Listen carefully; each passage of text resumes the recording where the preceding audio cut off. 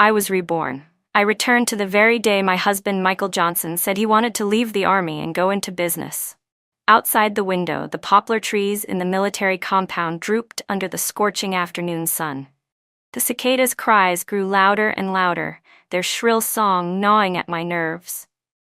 Inside the room, Michael stood tall in his crisp, perfectly pressed uniform. The 2 bars and 1 star on his shoulder gleamed in the sunlight. He was my pride, my young, accomplished major, and to outsiders, I was the privileged daughter of a high-ranking official who had married down for love. At that moment, his thick brows were drawn together, his face alight with the passion of unfulfilled ambition and hope for the future. "Emily, I've made up my mind," he said firmly. "This trip to the South showed me incredible business opportunities. The army job is stable, sure, but it's a dead end. I want to take a chance while I'm still young.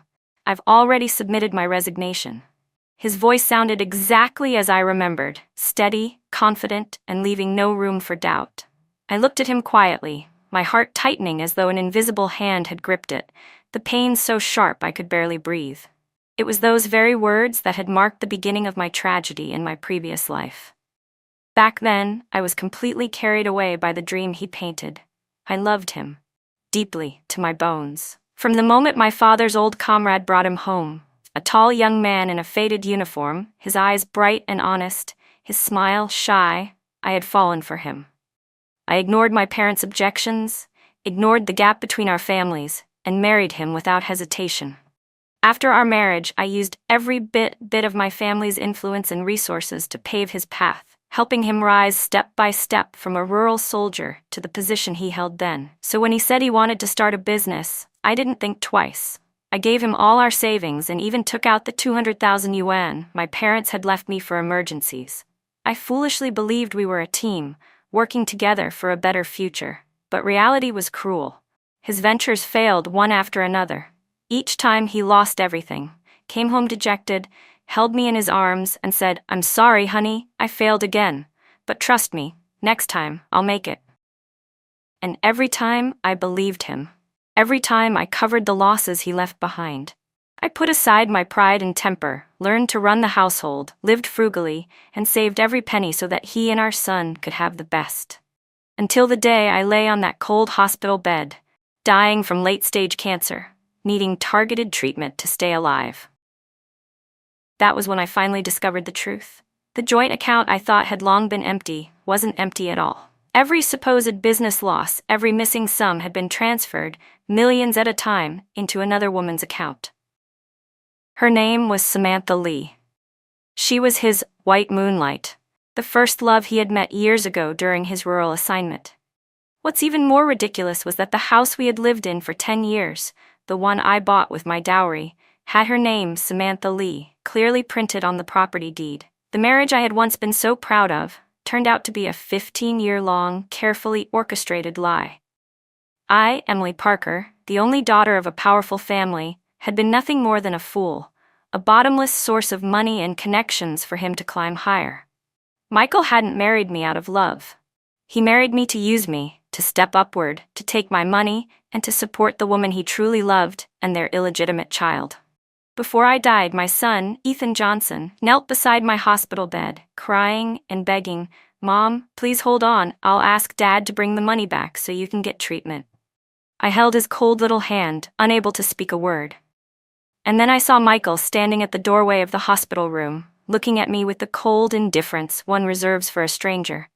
Beside him stood Samantha, her smile gentle and sweet as she wrapped her arm around his and whispered softly, "Michael, let's go. Don't let this place's bad energy affect our baby," Samantha said softly. At that moment, a surge of hatred so overwhelming tore through my frail body that I thought it would consume me completely. I died with my eyes open, unwilling, full of resentment. Maybe my hatred was too deep, because somehow heaven gave me another chance. "Emily, are you even listening to me?" Michael's impatient voice yanked me back to the present. Seeing that I hadn't spoken for a long time, he raised his tone. "I know this is sudden, but I'm doing it for our family. Give me the bank book. I need startup money."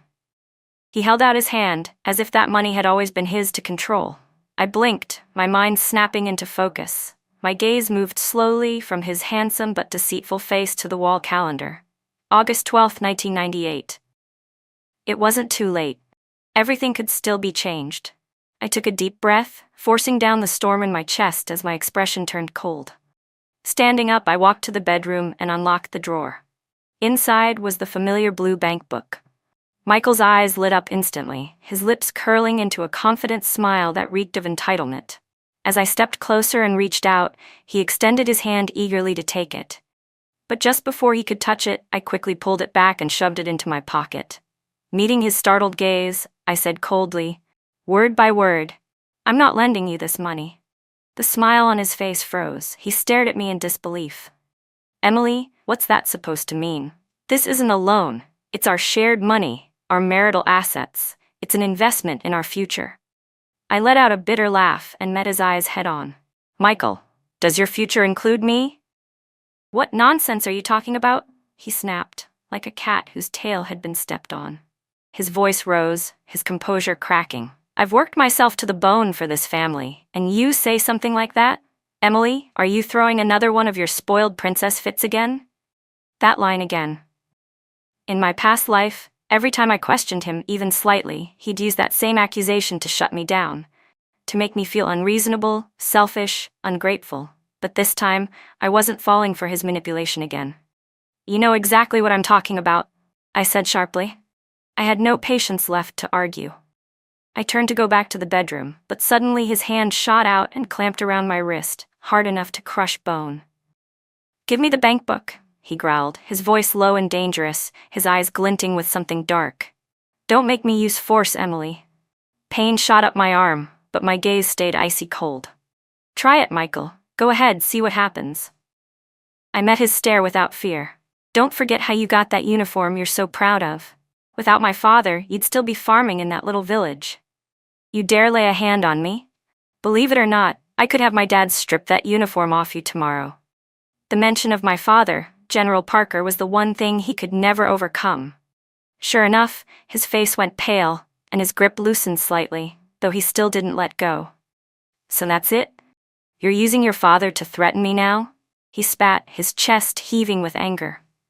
"I really misjudged you, Emily. I thought you were different from those shallow, petty women." I smirked coldly, rubbing my reddened wrist. "Oh, you didn't misjudge me at all, Michael. You saw me perfectly clearly. You saw that I came from a powerful family. You saw that my father could be your stepping stone. You saw that I loved you so deeply I'd give you everything, no matter what you asked for." My voice dripped with sarcasm. "You played your cards well, didn't you?" Michael froze completely. He just stood there staring at me, speechless, because he had never imagined that I, the obedient, adoring wife who had always hung on his every word, would one day look him in the eye and say something like that. He stared straight at me, his eyes filled with scrutiny and a strange sense of unfamiliarity. "What's wrong with you today?" "I just finally figured things out," I said calmly. "Michael, you submitted your resignation from the army on your own. Whatever happens next, you'll face the consequences yourself. If you want to start a business, fine, but find your own way to fund it. The money my parents left me is my final safety net. I won't give you a single penny." I paused, then dropped the real bombshell. "Since we clearly can't live like this anymore, let's get a divorce." Divorce. That single word exploded in his ears like thunder. He lunged at me, his hands gripping my shoulders, shaking me violently. "Emily, are you out of your mind? Say that again." I said, "Let's get a divorce," I shouted, my head spinning from his shaking, but I forced the words out anyway. "I don't want to live with a hypocritical, selfish man like you anymore." You, his face turned red with fury. He pointed at me, trembling, but no words came out of his mouth. Just then, the sound of a key turning in the lock came from outside. "Michael! Emily! I'm home!" My mother-in-law's loud voice, Linda Johnson, echoed from the hallway. The moment she stepped through the door and saw us at each other's throats, she immediately dropped the groceries she was carrying and rushed over. "Oh my, what's going on here? Michael, let go of her. How could you raise your hand against Emily?" she said, but her actions didn't match her words. She only gave his arm a light, symbolic pat, her eyes filled with disapproval, directed at me. Michael finally released me. as if finding support in her presence. Mom, you have to do something. Emily's lost it. She says she wants to divorce me. Linda's eyes widened in shock. She turned to me, looking me up and down with a judgmental stare, as if I had just confessed to some unspeakable crime. Divorce? Emily, what nonsense are you talking about? You two have a perfectly good life. Why would you talk about divorce? Did Michael do something wrong? Tell me, dear, and I'll make sure he gets a good talking to. Her tone sounded gentle, but I knew better. Deep down, she had probably already cursed me 1,000 times.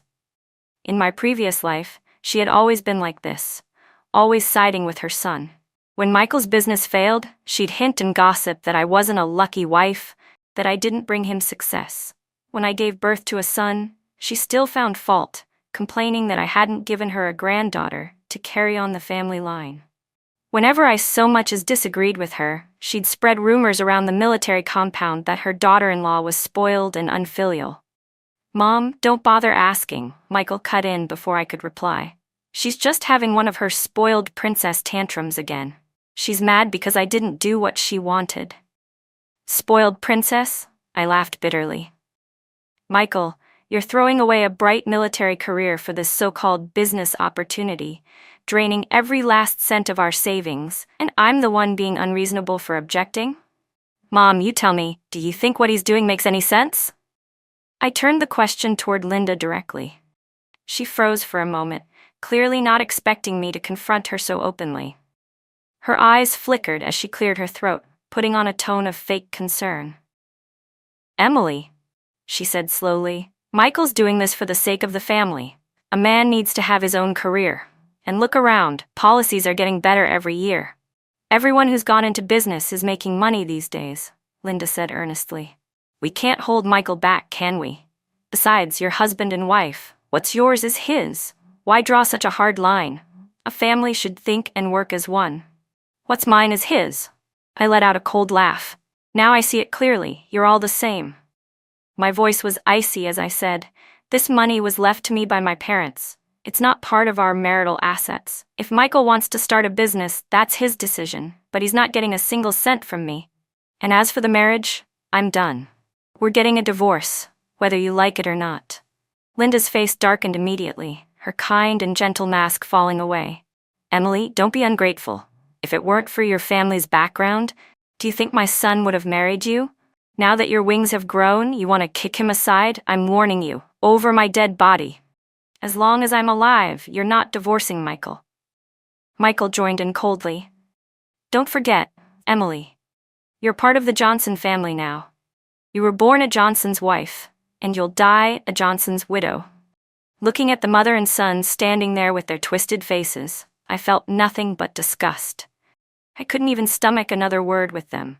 I turned around, went into the bedroom, and slammed the door shut with a loud bang. Outside, Linda's shrill voice started yelling again, accompanied by Michael's angry kicks against the door. Emily, open up! You think you can just decide everything now? Who do you think runs this house? Open the damn door! I ignored them completely. Sitting on the edge of the bed, I felt my body trembling slightly, not from fear this time, but from fury and a grim determination that burned deep inside me. My hand slipped into my pocket and brushed against the thin bank book inside. That little book was my strength, my last line of defense, and my weapon in this new life. Michael, Linda, and that woman hiding in the shadows, Samantha, you owe me. Every debt, every wound, I'll make you pay it all back, with interest. The shouting outside went on for a long time until our neighbor Mrs. Wang came knocking. Michael, what's going on? Couples fight, sure, but keep it private, okay? Don't make such a scene in the courtyard. It doesn't look good. Sorry to make you laugh, Mrs. Wang, Linda said, her voice suddenly syrupy sweet. It's nothing. Emily's just in a bad mood, throwing a little tantrum, that's all. I leaned quietly against the door, listening.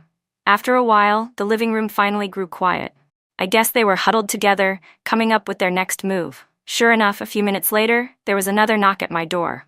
This time it was Michael, his tone much softer than before. Emily, open up. Let's talk. I was too impulsive earlier. I shouldn't have lost my temper. A slap followed by a sugar date. Classic Michael. That was how he had controlled me in my past life. Every time he lowered his voice or spoke gently, I would soften. I'd tell myself he was just under stress, that he didn't mean it, and then I'd forgive him. Over and over I'd compromise until there was nothing left of me. But not this time.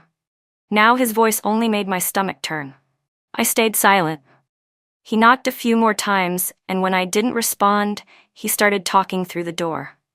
Emily, I know you're just upset right now. I've thought this business through carefully. I have a buddy down in Shenzhen who runs an electronics factory. Doing great, really successful.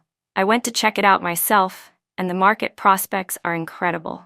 If we just invest 200,000 yuan, we can secure an agency deal. In 3 years, we'll double the money, easy. Then we can buy a bigger house, get a car, give you the good life you've always wanted. His tone softened even more, coaxing. You've always wanted to travel to Europe, right? Once I make it big, I'll take you there. You'll finally get to live the life you deserve. He was painting the same pretty dream as before, using fantasies of a bright future to lure me in. If I were still the naive woman I used to be, maybe I would have fallen for it again. But now I knew the truth. That so-called buddy in Shenzhen was nothing but an excuse. The so-called investment was just money he planned to send directly to Samantha Lee. He kept on spending recklessly. But I remained silent. Outside the door, Michael seemed to be losing his patience. Emily, what exactly do you want? Do you have to go against me on everything? Don't forget, we still have Ethan. Do you really want him growing up in a broken home? He was actually using our son to threaten me. The moment he mentioned Ethan, my heart clenched. In my previous life, when I died, Ethan was only 14. He had knelt by my hospital bed, crying so hard it tore my heart apart. My greatest regret was not being able to watch him grow up. In this life, I would protect not only myself, but also my son. I wouldn't let him repeat the same fate, ruined by an irresponsible father and a cruel stepmother. I opened the door and stared coldly at Michael. So you do remember we have a son. But tell me, does a man who would throw away a stable career and drain every cent of his family's savings for some unrealistic dream deserve to call himself a father? That's not some unrealistic dream, he snapped, his voice rising with agitation. Whether it's a dream or a fantasy doesn't matter to me, I said sharply. All I know is that your current job gives Ethan the best education and a stable life. Once you give that up, if your so-called business fails, how are you going to secure his future? My words hit him hard. He opened his mouth, but nothing came out. Because deep down he knew I was right. Without my family's support and his meager military pay, he had nothing. After a long silence, he finally muttered, I'll succeed. Then we'll talk about it when you actually do, I said coldly, cutting him off. Until you have a concrete, feasible plan and find an investor who isn't me, you won't get a single penny. I'll prepare the divorce papers as soon as possible. You can sign them when they're ready. I didn't bother to look at his darkened face again. I turned and walked out. I'm going to pick up Ethan from school. Ethan was 7 that year, in 1st grade at the Military Dependence Elementary School. When I arrived at the school gate, he was wearing his little backpack, running toward me like a happy little bird. Mom! I knelt down and wrapped him tightly in my arms, tears almost spilling from my eyes. My sweet boy, still so small, still so innocent. Thank God I still had time to make things right. Mom, why are you here to pick me up today? Where's Dad? Ethan asked curiously, tilting his little face up at me. Usually, Michael was the one who picked him up. Daddy's busy today, I said gently, brushing his hair. From now on, Mommy will come pick you up after school every day. How does that sound? Really, yay? Ethan cheered happily. I took his small hand in mine, and we walked home together under the golden glow of sunset. Our shadows stretched long on the pavement. I made up my mind right then.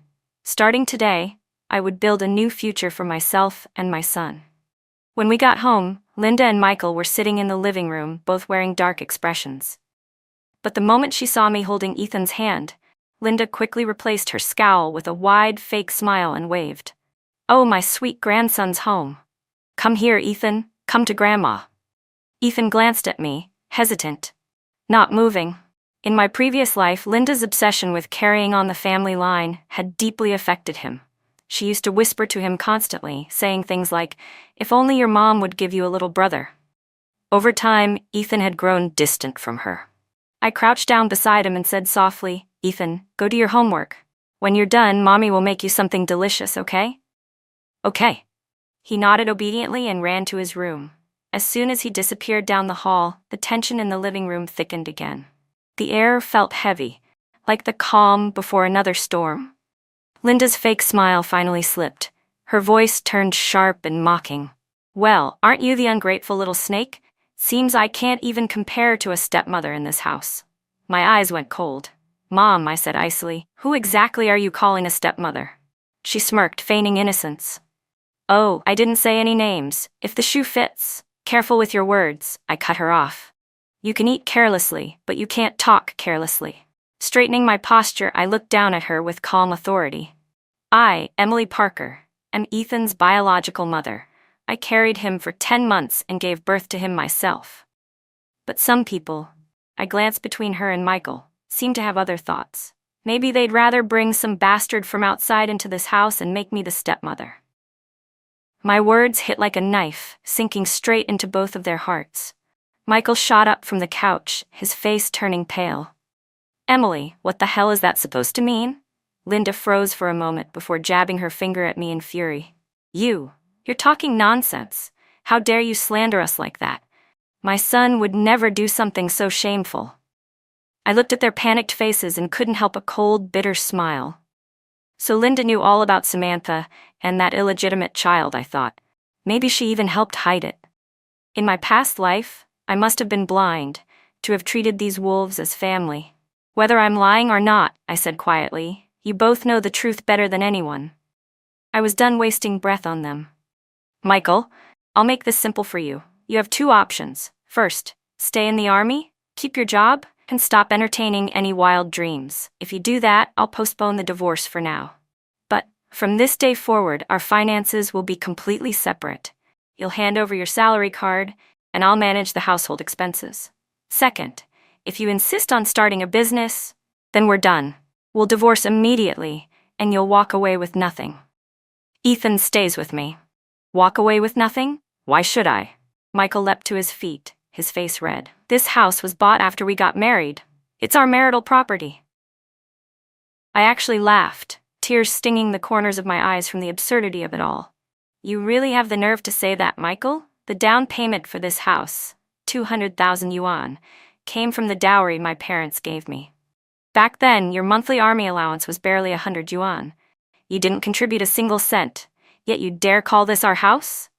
The mortgage, we both paid for it." He stammered, his voice cracking. "Oh, really?" I opened a drawer, pulled out the Itabank payment slips, and threw them in front of him. "Here are the monthly repayment records.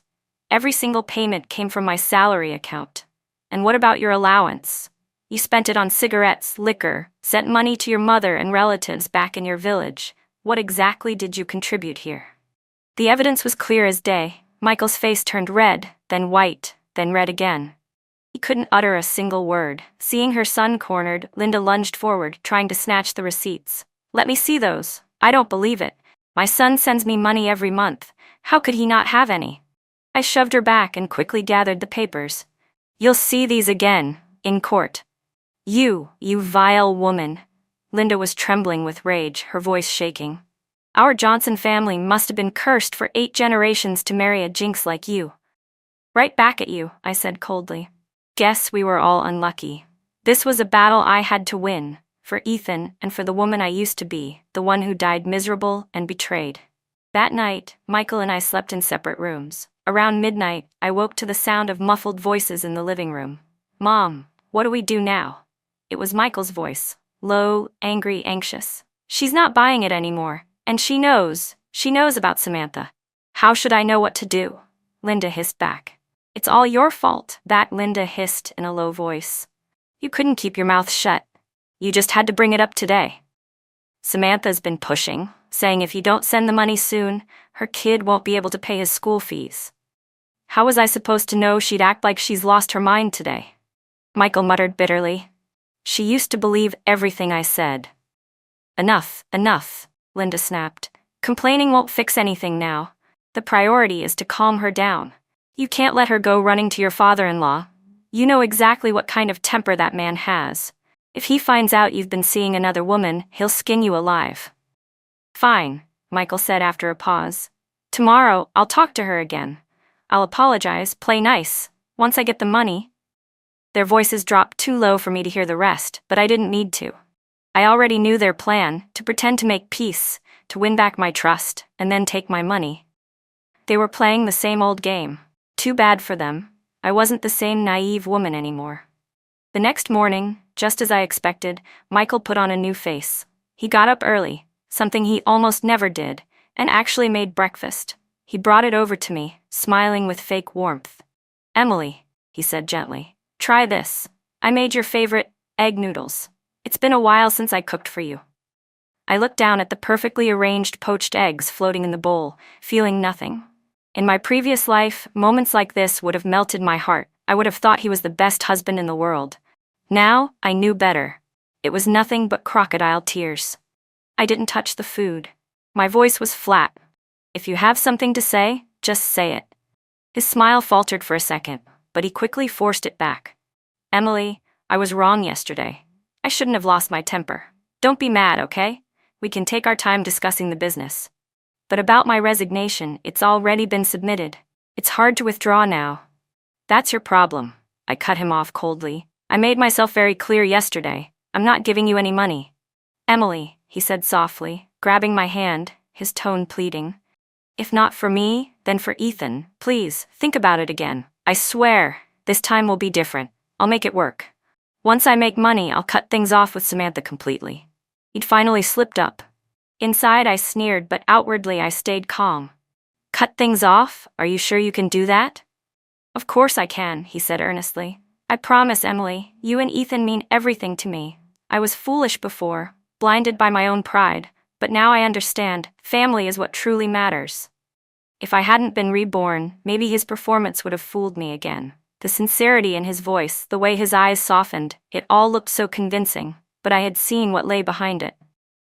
A man who could lie to his wife for 15 years, drain her family's wealth, and even withhold her life-saving money, his promises were worth less than dust.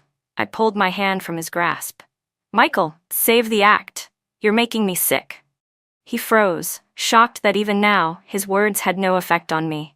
"I've already drafted the divorce papers," I said calmly. Reaching into my bag, I pulled out the neatly prepared document and placed it on the table. "Take a look. If there's no problem, sign it."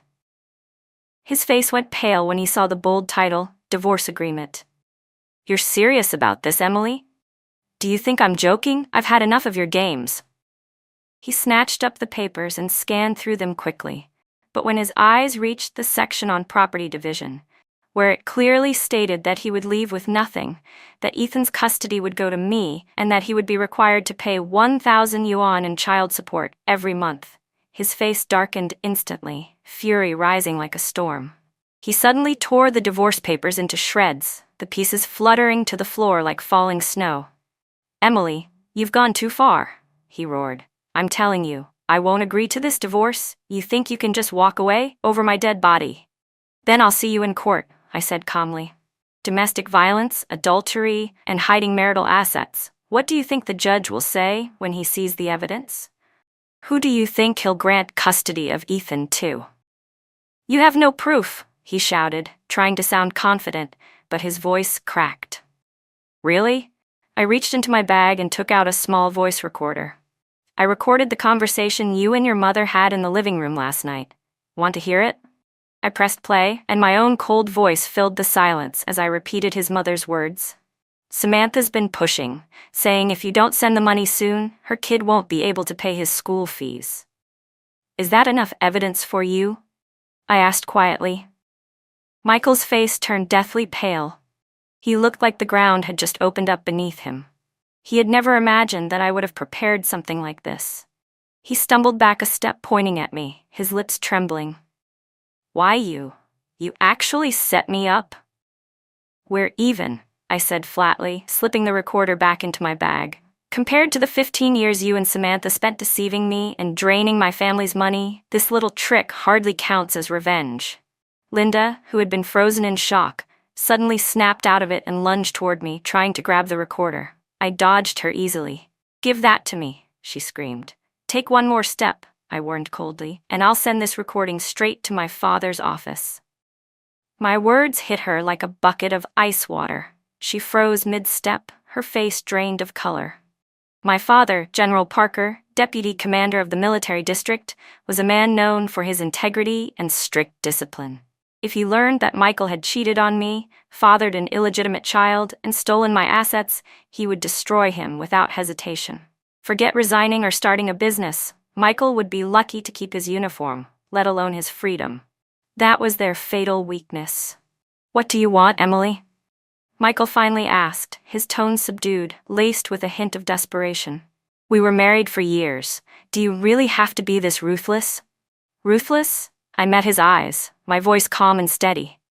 "Michael, you're the one who made this ruthless. Sign the papers, walk away with nothing, and leave Ethan with me. That's your only choice.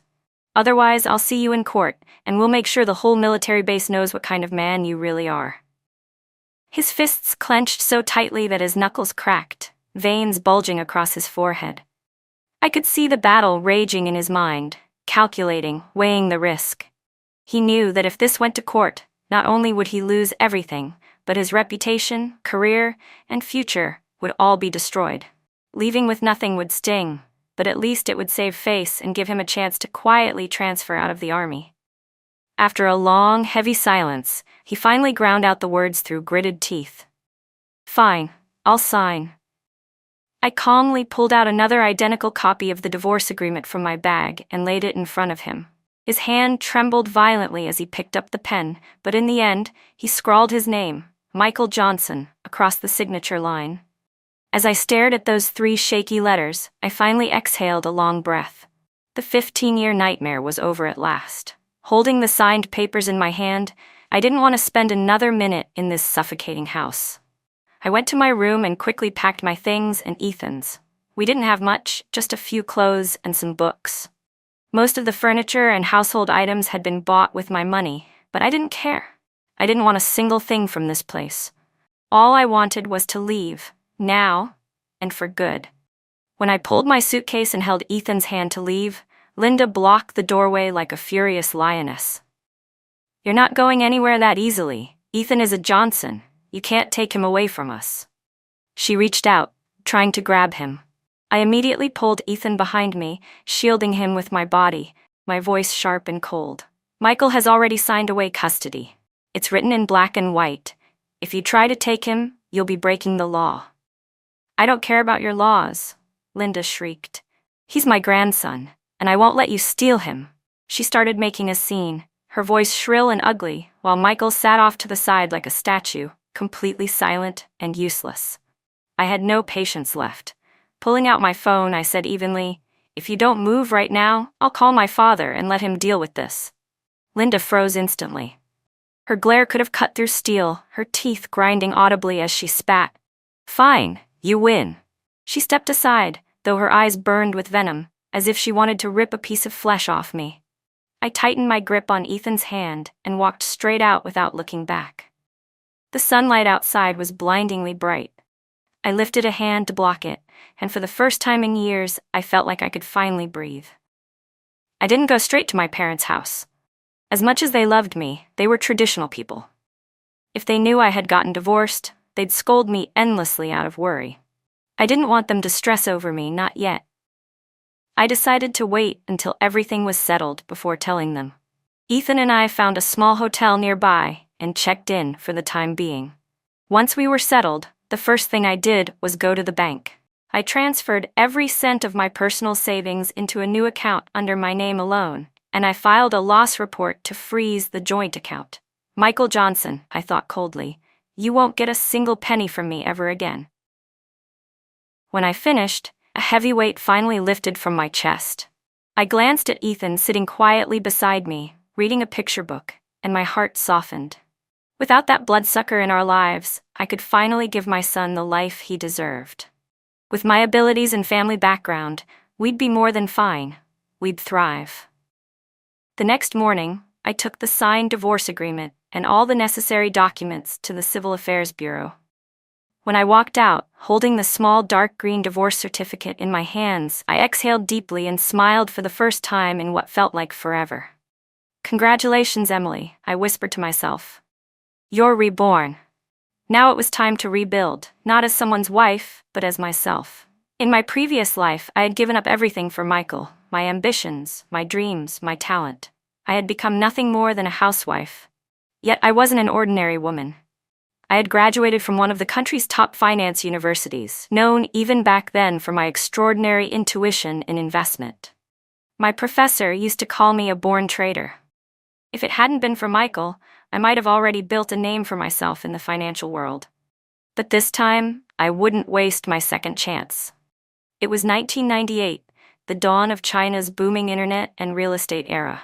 Opportunities were everywhere for those who dared to seize them. I had about 300,000 yuan in total, 200,000 from my parents' dowry, and another 100,000 I had saved myself.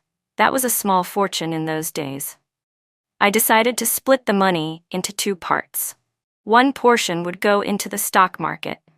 I remembered clearly which technology and consumer stocks would skyrocket in the coming years. Some would rise like rockets. The other portion, I would invest in real estate. I knew that housing prices in Beijing were still low at this time, especially beyond the Fourth Ring Road. Properties there were practically being given away. But soon as the city expanded and preparations for the Olympic Games began, those same properties would multiply in value. Tenfold, even 100-fold. And this time, I was determined to be ready when that golden tide came. Once I made up my mind, I wasted no time taking action. First, I went to a securities company and opened a trading account. I invested the 100,000 yuan I had set aside exactly as I'd planned, putting it all into the few tech and consumer stocks I knew would skyrocket. Then I started scouting the real estate market without rest.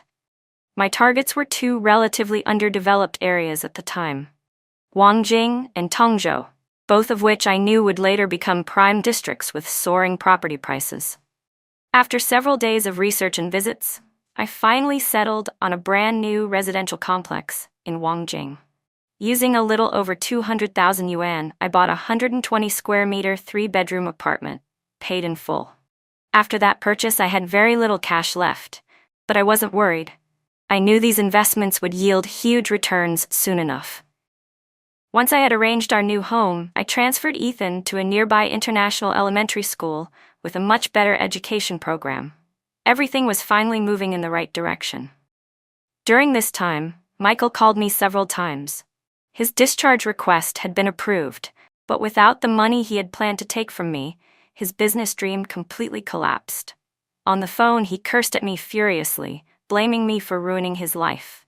I simply replied coldly, "You ruined your own life," and hung up. Not long after, my father called, asking why Michael had suddenly left the army. I brushed it off lightly, saying he wanted to try his luck in business, and I supported his decision. I didn't mention the divorce, not yet. I didn't want my personal mess to affect my father's work. After all, Michael had once been one of his trusted subordinates. If the scandal became public, it would only embarrass my father. Better to let Michael fade quietly from everyone's memory like a stone sinking to the bottom of a lake. Day by day, time passed peacefully. And just as I had predicted, the stock market began to surge. The few stocks I'd bought steadily climbed in value. Within a single month, my account had doubled, from 100,000 to 200,000 yuan. I didn't get greedy. Once I hit my target, I sold immediately and reinvested the profits into the next promising wave. Little by little, my capital snowballed, growing faster and faster. 6 months later, my stock portfolio had surpassed 1 million yuan. At the same time, the apartment I bought in Wangjing quietly began to appreciate in value. I started using my stock profits to buy more properties, expanding beyond residential homes into shops and office buildings. My wealth grew like a snowball rolling downhill, getting bigger and faster with every turn. A year later, I had become a genuine millionaire. I hired the best tutors for Ethan and took him traveling around the world to broaden his horizons. He grew happier, brighter, and more confident with each passing day. Seeing his cheerful smile and healthy spirit, I felt that everything I had done, all the pain, all the struggle, had been worth it. Meanwhile, life wasn't so kind to Michael. Without my financial backing, his entrepreneurial dreams completely shattered. After his discharge, he was assigned to a failing state-owned company, earning a meager salary. Every day, he dragged himself through life, full of regret and frustration. As for Samantha, his so-called one true love, the moment she realized he couldn't provide for her, she dropped him without hesitation. She took her child and married a wealthy Hong Kong businessman. Michael lost both his reputation and his fortune. He became the biggest laughingstock in the entire military compound. Linda, humiliated by her son's downfall, could no longer hold her head high. She rarely left the house, too ashamed to face anyone. On the rare occasions we crossed paths, she would glare at me with burning resentment, as if everything I had achieved was something I had stolen from her son. I could only smile faintly. People like that. There's no reasoning with them. We live in different worlds now. We were already people from two different worlds. Another year passed, and my father finally reached retirement age. At the banquet held in his honor, I decided it was time to tell him everything about my divorce from Michael. He was silent for a long time after I finished speaking. Then he sighed deeply, placed a hand on my shoulder, and said quietly, "I was wrong about him. You've suffered, Emily." I shook my head and smiled. "No, Dad, I haven't suffered. I'm doing really well now." And it was true. I was doing well. I had a loving family, an adorable son, and a thriving career. My life was no longer lived for anyone else. It was entirely my own. After the banquet, I drove home with Ethan. On the way, my phone rang. It was an unfamiliar number, but the moment I answered, I heard a voice that was both familiar and strange. "Emily, it's me, Michael Johnson." His voice sounded older, hoarse, and tired. "What do you want?" I asked flatly. I saw you," he said after a pause, "at your father's retirement banquet." There was a trace of jealousy in his tone. "You look like you're doing really well." "Thanks to you," I replied coldly. Silence hung between us for a long moment before he finally spoke again, his voice low and almost pleading. "Emily, can we meet? I want to see Ethan." My first instinct was to refuse, but then I hesitated. Ethan was his son after all, and he had the right to see him, and maybe I wanted him to see for himself what he had thrown away. "Fine," I said at last. "There's a cafe on West Street, tomorrow at 3 p.m. After hanging up, Ethan looked up from the back seat and asked softly, "Mom, was that Dad?" I stroked his hair gently. "Yeah? Do you want to see him?" I asked. He was quiet for a moment, then shook his head. "He's not a good dad." My chest tightened. I pulled him into my arms and whispered, "That's okay, honey. You have me, and that's enough." The next afternoon, I arrived at the cafe right on time. Michael was already there, sitting by the window. His suit was faded and wrinkled, his hair unkempt, and deep shadows had settled under his eyes. He looked at least 10 years older than he really was, a far cry from the confident, ambitious officer I once knew. When he saw me, he immediately stood up, his movements hurried and awkward.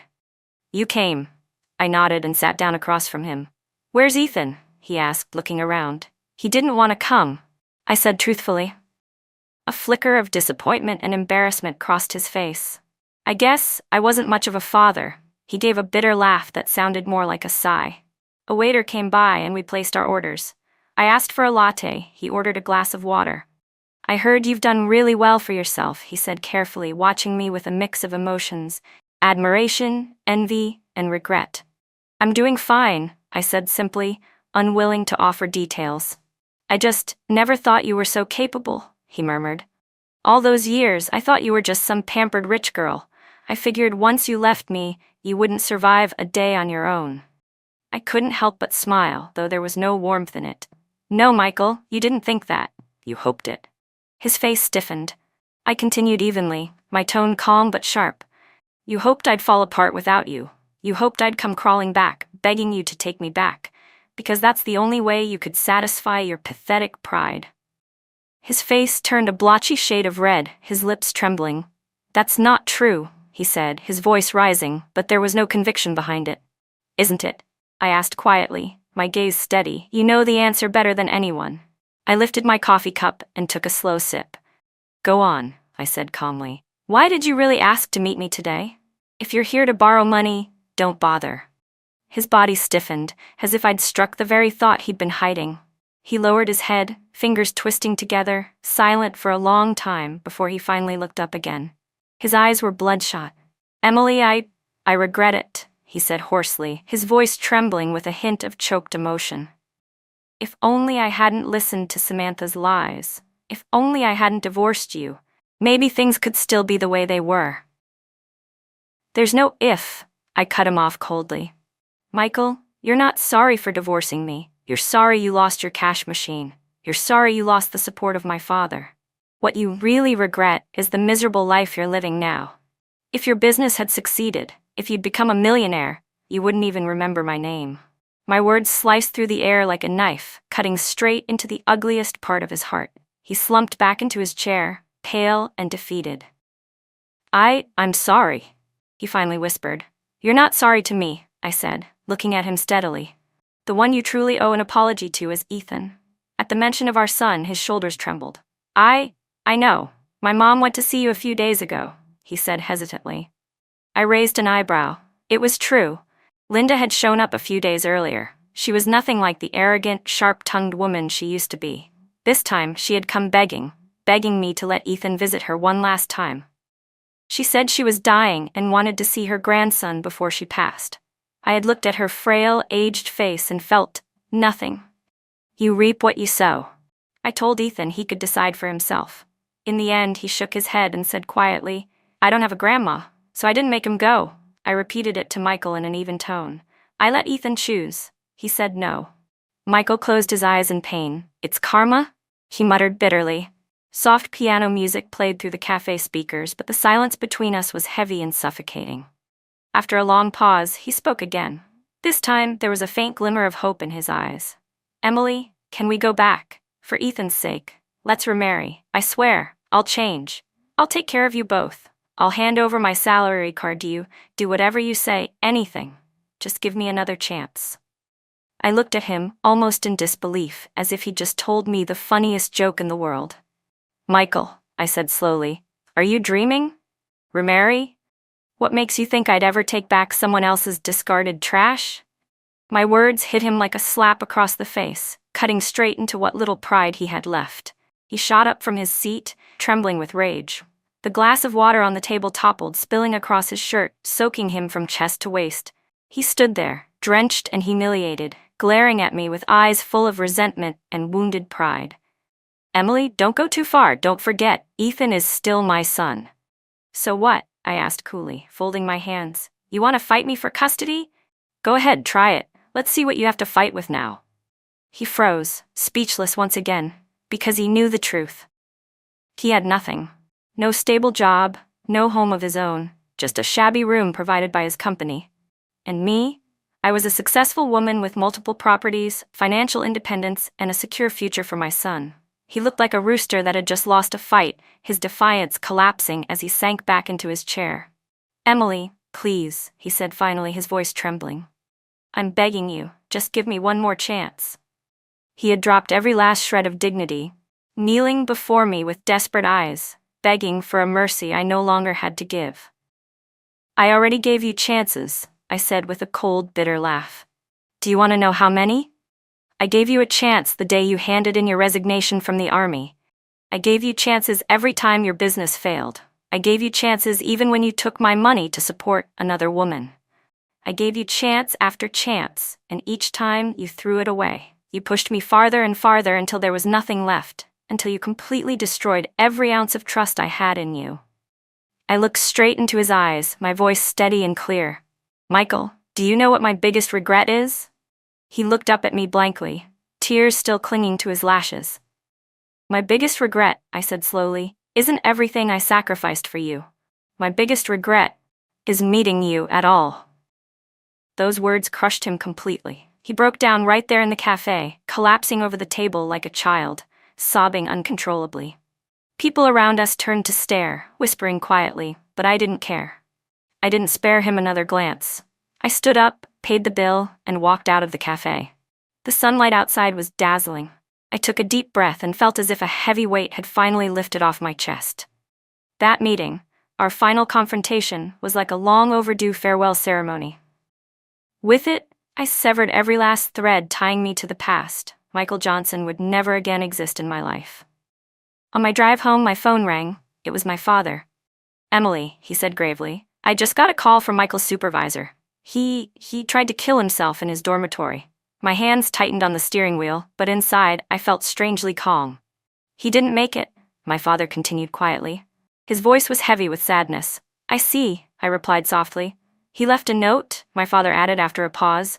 "He said he was sorry, to you and to Ethan." "Got it," I said simply, and hung up. My eyes stung as I stared at the endless stream of cars on the road ahead, not for him, but for the version of myself from my past life.